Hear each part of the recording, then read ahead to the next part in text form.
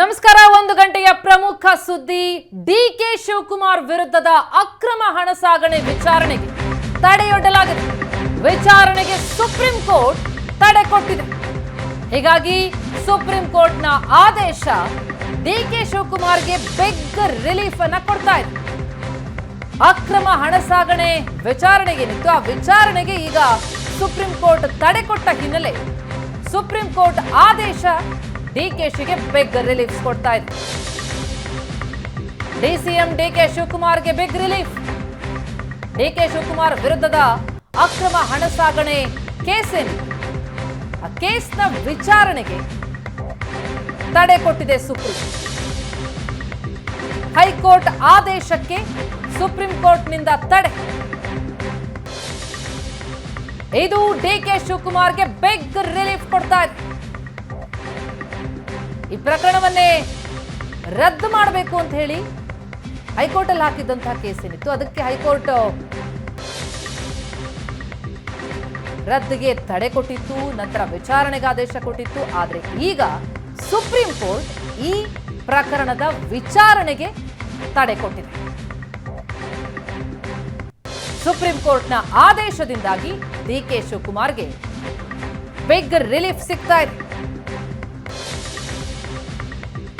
ಅಕ್ರಮವಾಗಿ ಹಣ ಸಾಗಣೆ ಮಾಡಿದ್ದಾರೆ ಎನ್ನುವಂತಹ ಪ್ರಕರಣ, ಆ ಪ್ರಕರಣದ ವಿಚಾರಣೆಗೆ ಹೈಕೋರ್ಟ್ ಏನು ಆದೇಶ ಕೊಟ್ಟಿತ್ತು, ಆ ಆದೇಶಕ್ಕೆ ಈಗ ಸುಪ್ರೀಂ ಕೋರ್ಟ್ ತಡೆ ನೀಡಿರೋದು.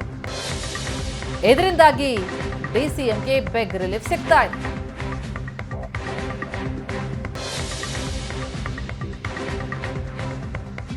ಒಂದ್ ಕಡೆ ಆದಾಯ ಮೀರಿ ಆಸ್ತಿ ಗಳಿಕೆ ಆರೋಪದ ಪ್ರಕರಣ ಇದೆ, ಅದರ ಜೊತೆಯಲ್ಲಿ ಅಕ್ರಮ ಹಣ ಸಾಗಣೆಯ ಪ್ರಕರಣ ಕೂಡ ಇತ್ತು. ಆ ಪ್ರಕರಣದ ವಿಚಾರಣೆಗೆ ಸಂಬಂಧಪಟ್ಟಂತೆ ಈಗ ಸುಪ್ರೀಂ ಕೋರ್ಟ್ನಿಂದ ಬಿಗ್ ರಿಲೀಫ್ ಸಿಗ್ತಾ ಇದೆ ಡಿಕೆ ಶಿವಕುಮಾರ್.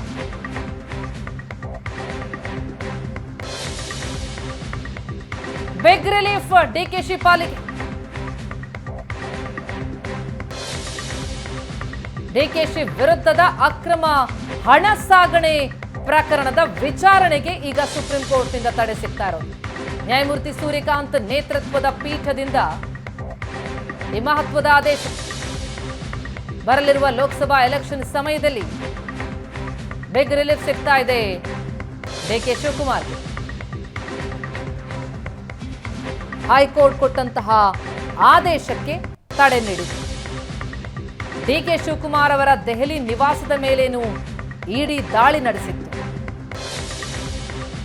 ಆ ಸಂದರ್ಭದಲ್ಲಿ ಅಕ್ರಮ ಹಣ ಸಾಗಣೆ ಪ್ರಕರಣ ಏನು ದಾಖಲಾಗಿತ್ತು, ಆ ಪ್ರಕರಣದ ವಿಚಾರಣೆಗೆ ಈಗ ಸುಪ್ರೀಂ ಕೋರ್ಟ್ನಿಂದ ತಡೆ ಸಿಗ್ತಾ ಇದೆ.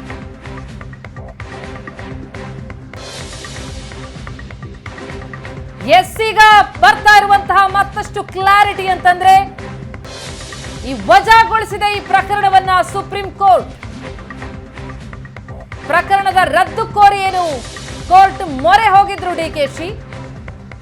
ಈಗ ಹಣ ವರ್ಗಾವಣೆ, ಅಕ್ರಮ ಹಣ ವರ್ಗಾವಣೆ ಕೇಸ್ ರದ್ದಾಗ್ತಾ ಇದೆ.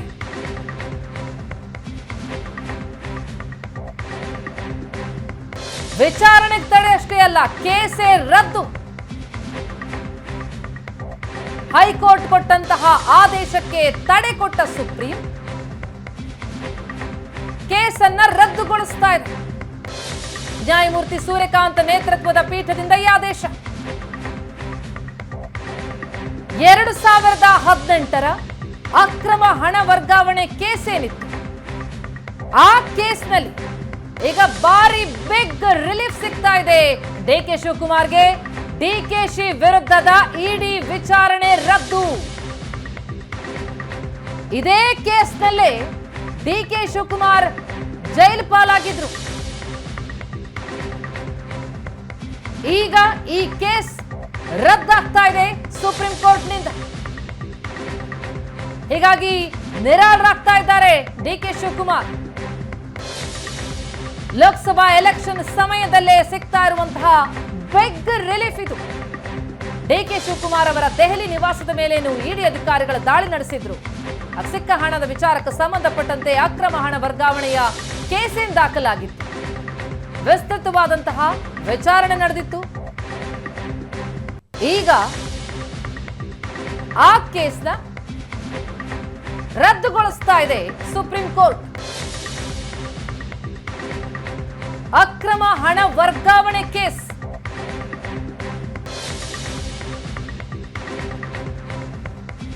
ಅಕ್ರಮ ಹಣ ವರ್ಗಾವಣೆಯ ಕೇಸ್ ಮಾತ್ರ ರದ್ದಾಗ್ತಾ ಇರೋದು. ಭ್ರಷ್ಟಾಚಾರದ ಪ್ರಕರಣ ಏನಿದೆ ಅದು ಯಥಾಸ್ಥಿತಿಯಲ್ಲೇ ಇದೆ.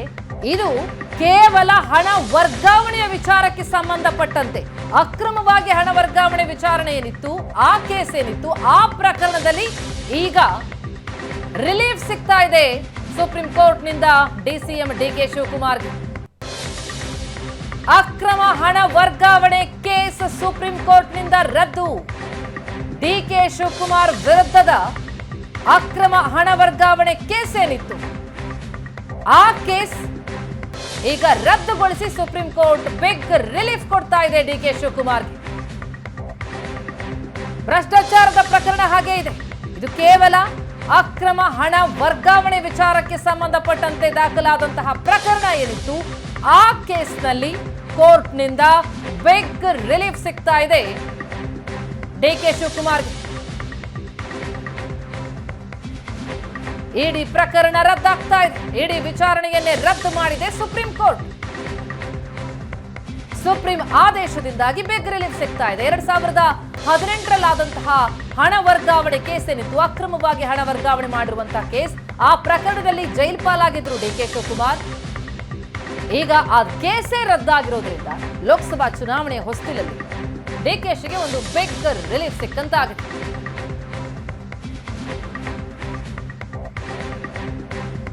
ಇದಕ್ಕೆ ಸಂಬಂಧಪಟ್ಟಂತೆ ಇನ್ನಷ್ಟು ಡೀಟೇಲ್ಸ್ ಪಡೆಯೋಣ. ನಮ್ಮ ದೆಹಲಿ ಪ್ರತಿನಿಧಿ ಡೆಲ್ಲಿ ಮಂಜು ಈಗ ಸಂಪರ್ಕದಲ್ಲಿದ್ದಾರೆ. ಮಂಜು, ಡಿಕೆಶಿಗೆ ಸುಪ್ರೀಂ ಬಿಗ್ ರಿಲೀಫ್ ಕೊಡ್ತಾ ಇದೆ. ಕೋರ್ಟ್ ಹೇಳಿದ್ದೇನು, ಆ ಪ್ರಕರಣದ ಬಗ್ಗೆ ಇನ್ ಡೀಟೇಲ್ ಮಾಹಿತಿ ಕೊಡೋದಾದ್ರೆ? ಪ್ರತಿಮಾ, ಇದು ಲೋಕಸಭಾ ಚುನಾವಣೆ ಹೊತ್ತಿನಲ್ಲಿ ಡಿಸಿಎಂ ಡಿಕೆ ಶಿವಕುಮಾರ್ ಅವರಿಗೆ ಸಿಗ್ತಾ ಇರುವಂತಹ ಬಹುದೊಡ್ಡ ರಿಲೀಫ್ ಅಂತಾನೆ ನಾವು ಹೇಳ್ಬೋದು. ಈ ಪ್ರಕರಣಕ್ಕೆ ಸಂಬಂಧಪಟ್ಟ ಹಾಗೆ ನಾವು ಮಾಹಿತಿಯನ್ನ ನೀಡ್ತಾ ಹೋಗೋದಾದ್ರೆ, ಮೊದಲು ಈ ಪ್ರಕರಣ ಅಂದ್ರೆ ತೆರಿಗೆ ವಿಚಾರಕ್ಕೆ ಅಂದ್ರೆ ಐಟಿ ಅವರು ಒಂದು ಪ್ರಕರಣವನ್ನ ದಾಖಲಿಸ್ತಾರೆ. ಸರಿಯಾದ ರೀತಿಯಲ್ಲಿ ತೆರಿಗೆ ಕಟ್ಟಿಲ್ಲ, ಹಣ ವರ್ಗಾವಣೆ ಆಗಿದೆ ಅನ್ನುವಂತ ಆರೋಪದ ಮೇಲೆ ದಾಖಲಿಸ್ತಾರೆ. ಯಾಕಂದ್ರೆ ಐಟಿ ಅವರು ಕೊಟ್ಟಂತಹ ಐಟಿ ಅವರು ದಾಖಲಿಸಿದಂತಹ ಪ್ರಕರಣವನ್ನ ಇಟ್ಕೊಂಡು ಇಡಿ ತನಿಖೆ ಶುರು ಮಾಡುತ್ತೆ. ಯಾಕಂದ್ರೆ ಇಡಿಗೆ ಸ್ವತಂತ್ರತೆ ಇಲ್ಲ, ಅವ್ರು FIR ಹಾಕೊಂಡು ಕೆಲಸ ಮಾಡುವಂತದ್ದು. ಯಾರಾದ್ರೂ ಒಬ್ರು ಏಜೆನ್ಸಿ, ಫಂಡಮೆಂಟಲ್ ಏಜೆನ್ಸಿ ಹಾಕುವಂತಹ FIR ನ ಇಟ್ಕೊಂಡು ಅವ್ರು ಮತ್ತೆ ECR ಮಾಡ್ಕೊಂಡು ಅದ್ರ ಮೇಲೆ ಪ್ರಕರಣ ದಾಖಲಿಸುವಂತದ್ದು, ಮತ್ತೆ ಅದ್ರ ಮೇಲೆ ಚಾರ್ಜ್ ಶೀಟ್ ಫೈಲ್ ಮಾಡುವಂತ ಕೆಲಸ ನಡೀತಾ ಇರುತ್ತೆ. ಸೊ ಅದೇ ರೀತಿಯಲ್ಲಿ ಐಟಿ ಅವರು ಮಾಡಿದಂತಹ ಒಂದು FIR ಅನ್ನ ಇವರು ತೆಗೆದುಕೊಂಡು ಅದರಲ್ಲಿ ಹಣ ವರ್ಗಾವಣೆ ಆಗಿದೆ ಅಂತ ಆರೋಪವನ್ನ ಮಾಡಿದ್ರು. ಅದಕ್ಕೆ ಪ್ರಕರಣಕ್ಕೆ ಸಂಬಂಧಪಟ್ಟಂತೆ ಏನು ಬೆಂಗಳೂರಿನಲ್ಲಿ ವಿಚಾರಣೆ ನಡೆಯೋದು ಬೇಡ, ದೆಹಲಿಯಲ್ಲಿ ಕೇಂದ್ರ ಸ್ಥಾನದಲ್ಲಿ ನಿಂತು ಅಂದ್ರೆ ಸೆಂಟ್ರಲ್ ವಿಂಗ್ ಕೆಲಸ ಮಾಡಬೇಕು, ಅಲ್ಲಿ ವಿಚಾರಣೆ ಮಾಡಬೇಕು ಅನ್ನುವಂತ ತೀರ್ಮಾನ ಅವತ್ತು ತೆಗೆದುಕೊಂಡಿರುತ್ತೆ ಇಡಿ ಅಧಿಕಾರಿಗಳು. ಹಾಗಾಗಿ ದೆಹಲಿಗೆ ಬಂದು ಇಲ್ಲಿ ವಿಚಾರಣೆಯನ್ನ ಎದುರಿಸಿ ಇಲ್ಲಿ ಅರೆಸ್ಟ್ ಮಾಡ್ತಾರೆ. ಅಂದ್ರೆ PMLA ಕೇಸಿನ ಜೊತೆಗೆ ಅವರಿಗೆ ಕಾನ್ಸ್ಪರೆಸಿ ರೋಲ್ ಅನ್ನು ಕೂಡ ಹಾಕಿರ್ತಾರೆ 120B. ಇದು ಪ್ರಮುಖವಾಗಿ ಪ್ರಕರಣದ ಹೊಸ ತಿರುವನ್ನ ಕೊಟ್ಟಿರುವಂತದ್ದು. ಯಾಕಂದ್ರೆ ಕಾನ್ಸ್ಪರೆಸಿ ರೋಲ್ ಅನ್ನ IPC ಸೆಕ್ಷನ್ಗಳ ಅಡಿಯಲ್ಲಿ ತನಿಖೆ ಮಾಡುವಂತಹ ಅಧಿಕಾರ ಇಡಿಗೆ ಇಲ್ಲ ಅಂತ ಕಳೆದ ಬಾರಿ ಒಂದು ಪ್ರಕರಣದಲ್ಲಿ ಸುಪ್ರೀಂ ಕೋರ್ಟ್ ಹೇಳಿತ್ತು. ಈಗ ಅದೇ ಅವರಿಗೆ ವರವಾಗಿ ಪರಿಣಮಿಸಿರುವಂತದ್ದು. ಇದು ಕೇವಲ ಐಟಿಗೆ ಸಂಬಂಧಪಟ್ಟ ಪ್ರಕರಣ, ನಿಮಗೆ ಏನು ಇಲ್ಲಿ ಎಂಟ್ರಿ ಅನ್ನುವಂತಹ ಪ್ರಶ್ನೆಯನ್ನ ಎತ್ತಿರುವಂತದ್ದು ಜಸ್ಟಿಸ್ ಸೂರ್ಯಕಾಂತ್ ಅವರು ಎತ್ತಿರುವಂತಹ ಪ್ರಶ್ನೆ. ಆ ಹಿನ್ನೆಲೆಯಲ್ಲಿ ಇಟ್ಕೊಂಡು ಇಡೀ ಪ್ರಕರಣವನ್ನ ಅಂದ್ರೆ ಇವರು ಇಲ್ಲಿಗೆ ಇಡಿ ಅವರು ಕರ್ಕೊಂಡ್ಬಂದು ತನಿಖೆ ನಡೆಸಿದ್ದಿರ್ಬೋದು, ಚಾರ್ಜ್ ಶೀಟ್ ಹಾಕಿರೋದಿರ್ಬೋದು, ಜೈಲಿಗೆ ಕಳಿಸಿದ್ ಇರ್ಬೋದು, ಎಲ್ಲವೂ ಕೂಡ ರದ್ದಾಗಿದೆ ಅನ್ನುವಂತಹ ಆದೇಶವನ್ನ ಈಗ ಹೊರಗಡೆ ಬಿದ್ದಿರುವಂತದ್ದು. ಹಾಗಾಗಿ ಇದು ಬಹುದೊಡ್ಡ ರಿಲೀಫ್ ಅಂತಾನೆ ಈ ಸಂದರ್ಭದಲ್ಲಿ ನಾವು ಹೇಳ್ಬೋದು. ಪ್ರತಿಮಾ, ಅಂದ್ರೆ ಮಂಜು, ಈಗ ಉಳಿದ ಪ್ರಕರಣಗಳೇನಿದೆ ಭ್ರಷ್ಟಾಚಾರಕ್ಕೆ ಸಂಬಂಧಪಟ್ಟಂತೆ ಅವೆಲ್ಲವೂ ಕೂಡ ಹಾಗೆ ಯಥಾಸ್ಥಿತಿಯಲ್ಲಿರುತ್ತೆ. ಕೇವಲ ಹಣ ವರ್ಗಾವಣೆಯ ಪ್ರಕರಣದಲ್ಲಿ ಮಾತ್ರ ಹಾಗಿದ್ರೆ ಡಿಕೆಶಿ ಜೈಲ್ ಪಾಲಾಗಿದ್ರು ಈ ಪ್ರಕರಣದಲ್ಲಿ, ಆ ಪ್ರಕರಣದಲ್ಲಿ ಈಗ ರಿಲೀಫ್ ಸಿಗ್ತಾ ಇದೆ ಡಿಕೆ ಶಿವಕುಮಾರ್ಗೆ ಅಲ್ವಾ? Yes, exactly. ಇದರಲ್ಲಿ ಕೇವಲ ಇಡಿ ದಾಖಲಿಸಿರುವಂತಹ ಪ್ರಕರಣ, ನೀವು CBI ಬೇರೆ ತನಿಖೆ ನಡೀತಾ ಇದೆ, ಅದು ಬೇರೆ ತರ, ಅದು ಆದಾಯಕ್ಕೆ ಮೀರಿದ ಆಸ್ತಿ ಗಳಿಕೆ ಪ್ರಕರಣ, ಅದು ಬೇರೆ ಇರುವಂತದ್ದು. ಯಾಕಂದ್ರೆ ಎರಡೂ ಪ್ರಕರಣದಲ್ಲಿ ಇವರು ಇವ್ರ ಕಡೆಯಿಂದ ಕಂಟೆಸ್ಟ್ ಮಾಡಿದ್ದು ಅದೇ ಇತ್ತು. ಯಾಕಂದ್ರೆ ಒಂದು ಪ್ರಕರಣವನ್ನ ಎರಡು ಏಜೆನ್ಸಿಗಳು ತನಿಖೆ ಮಾಡ್ತಾ ಇದಾವೆ. ಇದರ ಹಿಂದೆ ಇರುವಂತದ್ದು ನೀವು ಕೂಡ ಪಿತೂರಿ ನಡೆಸ್ತಾ ಇದ್ದೀರಿ ಅನ್ನುವಂತಹ ಅಂಶಗಳನ್ನ ಇಟ್ಕೊಂಡು ಡಿ ಕೆ ಶಿವಕುಮಾರ್ ಪರ ವಕೀಲರು ವಾದ ಮಾಡಿದ್ರು. ಅದರ ಜೊತೆಗೆ ಇಡಿ ತನಿಖೆ ನಡೆಸಬೇಕಾದ್ರೆ ಅಕ್ರಮ ಹಣದ ವರ್ಗಾವಣೆ ಆದ್ರೆ ಮಾತ್ರ ತನಿಖೆ ನಡೆಸಬೇಕು. ಅದನ್ನ ಹೊರತಾಗಿ ನೀವು ಕಾನ್ಸ್ಪರಸಿ ರೋಲ್ ಅನ್ನೆಲ್ಲ IPC ಸೆಕ್ಷನ್ಗಳ ಬಳಕೆ ಮಾಡುವಂತ ಅಧಿಕಾರ ಇಡಿಗೆ ಎಲ್ಲಿದೆ ಅನ್ನುವಂಥದ್ದು ಬಹುದೊಡ್ಡ ಪ್ರಶ್ನೆಯಾಗಿ ಎಲ್ಲಾ ಪ್ರಕರಣಗಳಲ್ಲೂ ಇದು ಸುಪ್ರೀಂ ಕೋರ್ಟ್ ಅನ್ನು ಎತ್ತಿರುವಂತದ್ದು. ಹಾಗಾಗಿ ಇಡಿಗೆ ಒಂದು ರೀತಿಯಲ್ಲಿ ದೊಡ್ಡ ಮುಜುಗರ ಅಂತಾನೆ ನಾವು ಹೇಳ್ಬೋದು. ಯಾವುದೋ ಒಂದು ಬೇರೆ ಬೇರೆ ಕಾರಣಗಳಿಗೆ ಒತ್ತಡಗಳಿಗೆ ಮಣಿದು ಈ ರೀತಿ ಇಡಿ ಮಾಡ್ತಾ ಇದೆ ಅಂತ ಹಲವು ಪ್ರಕರಣಗಳಲ್ಲಿ ಸುಪ್ರೀಂ ಕೋರ್ಟ್ ಅಭಿಪ್ರಾಯ ಈ ಹಿಂದೆ ಪಟ್ಟಿತ್ತು. ಅದೇ ಅಭಿಪ್ರಾಯ ಇವತ್ತು ಕಂಟಿನ್ಯೂ ಆಗಿ ಈಗ ವಜಾ ಆಗಿರುವಂತದ್ದು ಬಹುದೊಡ್ಡ ರಿಲೀಫ್ ಅಂತಾನೆ ಹೇಳ್ಬೋದು. ಇನ್ನು ಮುಂದುವರೆದಂತೆ ಇದು IT ಆಗಿ ತೆಗೆದುಕೊಂಡಾಗ IT ಪ್ರಕರಣದಲ್ಲಿ ಸಾಮಾನ್ಯಕ್ಕೆ IT ಅವರಿಗೆ ದಂಡ ಹಾಕಿ ಅದನ್ನ ಪುನಃ ವಾಪಸ್ ತಗೊಳ್ಳುವಂತ ಎಲ್ಲ ಇದಿರುತ್ತೆ. ಹಾಗಾಗಿ ಆ ರೀತಿ ನಡೆಸ್ಕೊಂಡು ಹೋಗ್ಬೋದು ಅದನ್ನ ಪ್ರಕರಣ. ಹಾಗಾಗಿ ಈ ಪ್ರಕರಣದಲ್ಲಿ ಬಹುದೊಡ್ಡ ರಿಲೀಫ್ ಅಂತಾನೆ ನಾವು ಹೇಳ್ಬೋದು. ಡಿ ಕೆ ಶಿವಕುಮಾರ್ ಅವರು ಈವನ್ ಜೈಲಿಂದ ಬಂದ ಮೇಲೂ ಕೂಡ ಹಲವಾರು ಬಾರಿ ಹೇಳ್ತಾ ಇದ್ರು ಇದರ ಹಿಂದೆ ಇರುವಂತದ್ದು ಒತ್ತಡ ಮತ್ತೆ ರಾಜಕೀಯ ಪಿತೂರಿಯ ಹೊರತು ಇದರಲ್ಲಿ ಯಾವುದೇ ರೀತಿಯಾದಂತಹ ಸತ್ಯತೆ ಇಲ್ಲ. ಬಟ್ ಕಾದು ನೋಡಬೇಕು ಸುಪ್ರೀಂ ಕೋರ್ಟ್ ಏನ್ ಹೇಳುತ್ತೋ ಅಲ್ಲಿವರೆಗೂ ನಾವು ಬಿಡೋದಿಲ್ಲ ಅನ್ನುವಂಥದ್ದು. ಇದೇ ಪ್ರಕರಣದಲ್ಲಿ ಹೈಕೋರ್ಟ್ ಕೂಡ ಇಡಿ ಅವರ ಪರವಾಗಿ ಎತ್ತಿ ಹಿಡಿದಿತ್ತು. ಅದನ್ನ ಪ್ರಶ್ನೆ ಮಾಡಿಕೊಂಡು ಸುಪ್ರೀಂ ಕೋರ್ಟ್ಗೆ ಡಿ ಕೆ ಶಿವಕುಮಾರ್ ಅವರು ಬಂದಿದ್ದು. ಇವತ್ತು ಡಿ ಕೆ ಶಿವಕುಮಾರ್ ಅವರಿಗೆ ದೊಡ್ಡ ರಿಲೀಫ್ ಅಂತ ನಾವು ಹೇಳ್ಬೋದು. ಪ್ರತಿಮಾ, ಥ್ಯಾಂಕ್ ಯು ಮಂಜು ತಮ್ಮೆಲ್ಲ ಮಾಹಿತಿಗೆ.